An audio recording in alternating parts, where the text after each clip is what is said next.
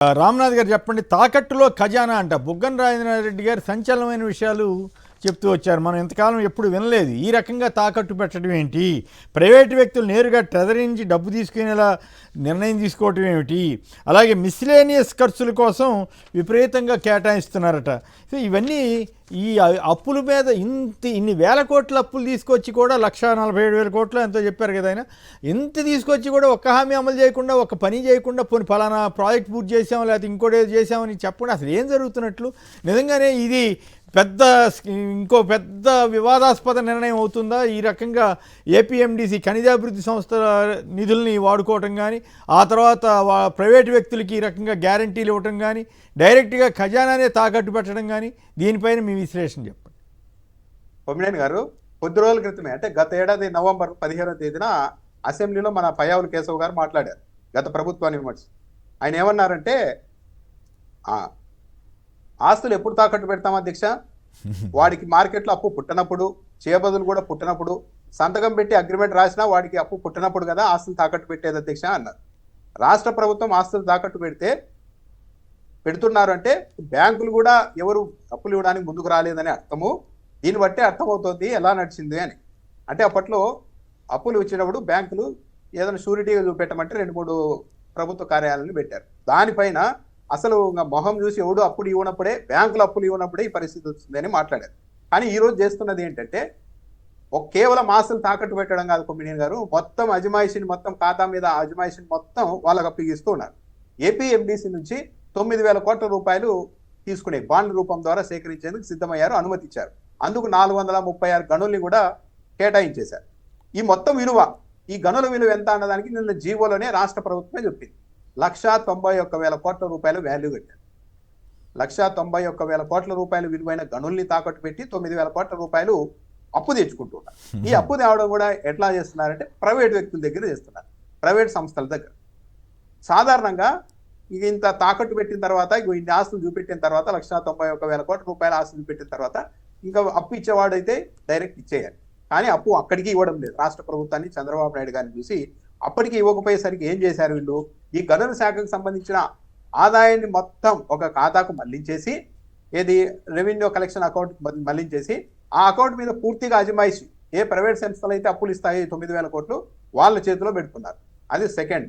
అంతటితో అన్న ఆగారా అంటే లేదు, అప్పటికి కూడా నమ్మకం రాలేదు. నేను యాక్చువల్గా రేటింగ్ ఇచ్చిన సంస్థ ఏపీలో పరిస్థితి ఏం బాగోలేదు, అంతంత మాత్రంగానే ఉందని చెప్పేసేసరికి వాళ్ళు పెడుతున్న కండిషన్లు అన్నిటికీ అంగీకరించేందుకు సిద్ధమయ్యారండి. దాంతోపాటు TSAR అకౌంట్ ఉంటుంది, డెట్ సర్వీస్ రిజర్వ్ అకౌంట్. ఈ అకౌంట్ ఏంటంటే ఆస్తులు తాకట్టు పెట్టారు, మొత్తం ఆదాయం వచ్చే అకౌంట్ని వాళ్ళ చేతిలో అజమాయిషిలోకి పెట్టేందుకు సిద్ధమయ్యారు. అయినప్పటికీ కూడా వాళ్ళకి అప్పులు ఇచ్చేకి నమ్మకం లేకపోవడంతో చంద్రబాబు నాయుడు గారి ప్రభుత్వానికి ఈ అకౌంట్, ఇది ఏంటి అంటే ఒక 6 నెలల్లో చెల్లించాల్సిన మొత్తాన్ని ముందే ఒక ఖాతాలో రిజర్వ్ చేసి పెట్టిండాలి, డిపాజిట్ చేసి పెట్టిండాలి రాష్ట్ర ప్రభుత్వం. 6 నెలల్లో ముందుగానే చేసి పెట్టిండాలి. ఒకవేళ అప్పటికీ కూడా ఆ 6 నెలలకు సంబంధించిన అమౌంట్ని ఆ ఖాతాలో పెట్టడంలో ఏపీఎండిసి ఫెయిల్ అయితే అప్పుడు ఏం చేశారు వీళ్ళు, ఇక మాకేం చెప్పాల్సిన అవసరం లేదు, మీరు డైరెక్ట్గా ఆర్బీఐ దగ్గరికి వెళ్ళండి, ఆర్బీఐకి ఒక లేఖ రాసేయండి, మేము చెప్పినట్టు DSRA అకౌంట్లో డబ్బులు పెట్టలేదు వీళ్ళు, కాబట్టి మాకు డబ్బులు వసూలు చేసుకుంటాం అని చెప్తే ఒక లేఖ ఇస్తే చాలు. రాష్ట్ర ప్రభుత్వాన్ని కూడా సంప్రదించకుండా ఆర్బీఐ రాష్ట్ర ప్రభుత్వానికి సంబంధించిన ప్రధాన ఖాతా నుండి, కన్సాలిడేటెడ్ ఫండ్ నుండి నేరుగా ప్రైవేట్ సంస్థలకు డబ్బులు మళ్ళీ ఇచ్చేస్తుంది. అంటే ఇక్కడ ఎక్కడ రాష్ట్ర ప్రభుత్వం అనుమతి లేదు. ఎక్కడ ఇలా ఉంటుందంటే, ఒక వ్యక్తి అప్పు చేసినప్పుడు ఆ అప్పు ఇచ్చిన వ్యక్తికి తన మీద నమ్మకం లేకుంటే కొంతమంది చేస్తూ ఉంటారు, నీ డెబిట్ కార్డు ఇచ్చేసాయి ముందే అని, అంటే ఏటీఎం కార్డు ముందే తీసేసుకొని నెల గీకేసుకుంటుంటారు వాళ్ళకి కావాల్సినప్పుడు. అలా ఇవ్వడంతో పాటు, అలా అకౌంట్లన్నీ వాళ్ళకి అప్పగించడంతో పాటు, ఒకవేళ ఆ అకౌంట్లో డబ్బులు లేకపోతే నీ ఇంకో అకౌంట్లో ఎక్కడన్నా ఉంటే ఆ డబ్బుల్ని కూడా తీసుకెళ్ళిపోవచ్చు అన్నట్టుగా అనుమతి ఇచ్చేశారు. అంటే ఇలాంటి ప్రతిపాదనలు చాలా ప్రైవేట్ సంస్థలు పెట్టాయి. మేము అప్పిస్తాము, ఇట్లా ఆర్బీఐ నుంచి మీరు కట్టకపోతే మేము డైరెక్ట్గా మీ రాష్ట్ర ప్రధాన అకౌంట్ నుంచి, ఖజానా నుంచి మేము డబ్బులు తీసుకునేలాగా అనుమతి ఇవ్వండి అంటే ఏ రాష్ట్ర ప్రభుత్వం ఈ దేశంలో అంగీకరించలేదు. ఎందుకంటే ఇది ఒక ఆత్మగౌరవానికి సంబంధించిన సమస్య. ఈ ఆస్తులు తాకట్టు పెట్టి, ఖాతాల మీద అజమాయిషి ఇచ్చి, షూరిటీలు ఇచ్చి, అన్ని ఇచ్చి కూడా మళ్ళా లాస్ట్లో నీ అకౌంట్, నీ ఏటీఎం కార్డు నా చేతికి ఇచ్చేసాయంటే అది ఇంకా మొత్తం దివాలా పాపరెత్తిపోయింది రాష్ట్రం అని అర్థం వస్తుంది. అందుకని ఏ రాష్ట్రం కూడా అంగీకరించలేదు. కానీ మన రాష్ట్ర ప్రభుత్వం దానికి అంగీకరించింది. అది కూడా ఏంటి, కేవలం 9,000 కోట్ల రూపాయల అప్పు. అంటే ఏంటి, మన రాష్ట్ర ప్రభుత్వ పరువు ఏ స్థాయిలో తీసేశారు. పైగా ఏపీఎండిసి పేరుతో చేస్తున్నారు 9,000 కోట్లు. నిజానికి దానికి ఆ సంస్థకు అవసరమే లేదు. అదంతా కాంట్రాక్ట్ ఇస్తుంటారు, మైనింగ్లు గుర్తించి ఫలానా వ్యక్తులకి కాంట్రాక్ట్ ఇస్తుంటారు, వాళ్ళు చేస్తూ ఉంటారు, ఆదాయం వస్తూ ఉంటుంది, వసూలు చేసుకుంటారు. కానీ 9,000 కోట్ల రూపాయలు ఇప్పుడు తెచ్చి దాన్ని అభివృద్ధి చేసేంత పని లేదు. ఇదంతా ఏంటంటే ఏపీఎండిసి ఆస్తుల్ని, ఆదాయాన్ని మొత్తం తాకట్టు పెట్టి ఆ 9,000 కోట్ల రూపాయలు తీసుకొని వచ్చి మళ్ళీ రోజువారీ ఖర్చులకి రాష్ట్ర ప్రభుత్వం వాడబోతోంది. ఇదే గతంలో చంద్రబాబు నాయుడు గారు అన్నారు, ఇదే పని కింద చైనాలో చేసి ఉంటే అధికారులను, రాజకీయ నాయకులు ఉరి తీసి ఉండేవాళ్ళు అని. ఏది మామూలు కొన్ని 4 ఆస్తులు తాకట్టు పెట్టేందుకే ఉరి తీసేవాళ్ళు అన్నారు. కానీ ఇప్పుడు తాకట్టు పెట్టి మొత్తం ఖజానాను కూడా వాళ్ళ చేతిలో పెడుతున్నప్పుడు మరి ఇప్పుడు ఏం చేయాలి? అధికారులు కూడా ఆలోచించుకోవాలి ఈ విషయంలో. ఇది చాలా సీరియస్ అంశము. ఏ రాష్ట్ర ప్రభుత్వం కూడా అంగీకరించకపోయినప్పటికీ ఒక విధంగా మన రాష్ట్ర ప్రభుత్వ పరిస్థితి ఎంత దిగజారిపోయిందో. మామూలుగా ఆర్బీఐ దగ్గర అప్పు చేస్తే ఒక 7% అప్పు వస్తుంది వడ్డీ, కానీ ఇక్కడ 10% వడ్డీ, మొత్తం ఆస్తులు తాకట్టు, అకౌంట్ల పైన అజమాయిషి, ఇవన్నీ కాదన్నప్పుడు డైరెక్ట్ గా ఆర్బీఐ దగ్గర నుండి ఒక లెటర్ రాసేసి రాష్ట్ర ప్రభుత్వాన్ని సంప్రదించుకోండి. ఇక్కడ ఇంకో ఇబ్బంది ఉంది.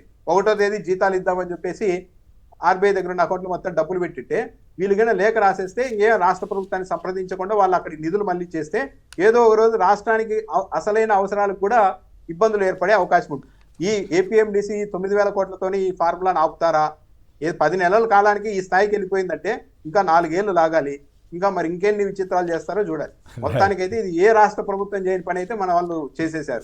చంద్రబాబు గారి బ్రాండ్ ఆ రకంగా ఉందని ఇప్పుడు విమర్శలకే ఆస్కారం ఇస్తున్నారు. నరేంద్ర గారు దీని మీద కూడా మాట్లాడి, దీంతో పాటు ఈ మద్యం కేసు సంబంధించి జగన్ గారి మీద చేస్తున్న ఆరోపణలు, అసలు ఎక్కడ ఎవరు ఈ కంప్లైంట్ చేశారు, ఎక్కడ ఇచ్చారు, సాక్ష్యాలు ఏమైనా ఉన్నాయా లేవా, ఎవరో చెప్పిన దాని ఆధారంగా ఇట్లా కేసులు పెట్టుకుంటే వెళ్ళిపోతున్న తీరు, ఈ అప్పులు, ఈ రెండింటిని ఓ పక్క 3,000 కోట్లు డైరెక్ట్గా భూమి ఏమో ప్రైవేట్ వాళ్ళకి ఇస్తారు, ఇక్కడ మాత్రం ఇవన్నీ చెప్తారు. ఎట్లా మీరేమంటారు దీని మీద? కేసీఆర్ గారు మాట్లాడండి. మీకు చాలా స్పష్టంగా ఒక విషయం చెప్పాలండి. వీళ్ళు ఏంటంటే ఏదో ఒక కేసు పేరు మీద వాళ్ళ టార్గెట్ జగన్మోహన్ రెడ్డి గారిని అరెస్ట్ చేయాలి. వాళ్ళ టార్గెట్ అది. దానికోసం ఎవరు ఎక్కడ కేసు పెట్టారనేది వివరాలు బయటికి రావు. దానికి సంబంధించినట్టు పూర్తి వివరాలు ఎక్కడ ప్రశ్న లేదు.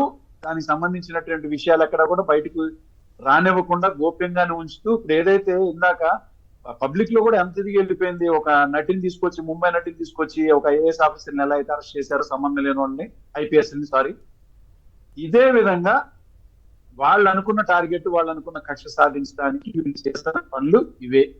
అండ్ ముఖ్యంగా ఏదైతే అప్పుల విషయానికి వస్తే, ఇక్కడ జగన్మోహన్ రెడ్డి గారు ఆ రోజున కేవలం నాకు తెలిసినంత వరకు ఒక 8,000 కోట్లు వైజాగ్ లో ప్రాపర్టీస్, 2 ప్రభుత్వ ప్రాపర్టీస్ ని తనఖా పెట్టి తీసుకురావడం జరిగింది. అది సందర్భం కూడా ఏంటిది అంటే, ఆ రోజున 17 మెడికల్ కాలేజీలు ఆల్రెడీ రాష్ట్రంలోకి తీసుకోవడం జరిగింది.